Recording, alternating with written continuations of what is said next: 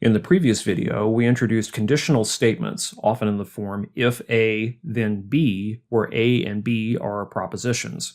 This makes a new proposition, which is true in all cases except when the condition or hypothesis is met, but the conclusion does not follow. Conditional statements are so common that it's worthwhile to look at some variations on this idea, which we'll do now. There are three statements that commonly get formed from a conditional statement. Let's start with the basic conditional statement, if P, then Q. First, we have the converse of the statement, which says if Q, then P. The converse of a conditional statement, in other words, is the statement you get when you switch the hypothesis and conclusion.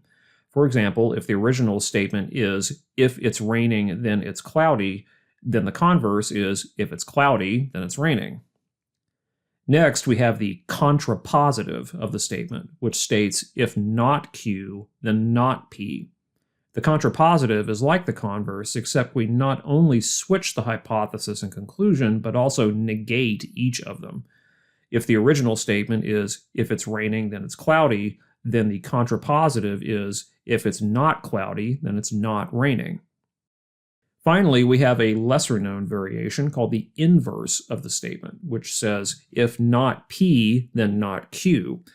The inverse is like the contrapositive, except we do not switch the hypothesis and conclusion, just negate each one.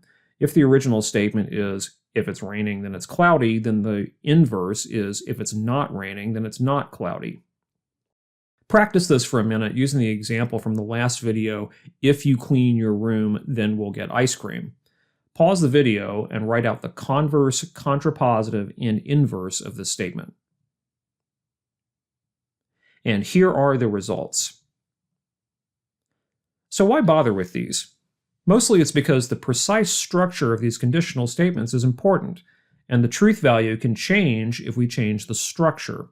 Look at the example of if it's raining, then it's cloudy.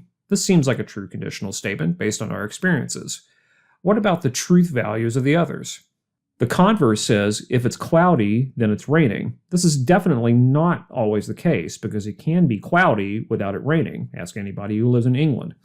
So the converse of a statement is not the same thing as the original statement. They can have opposite truth values.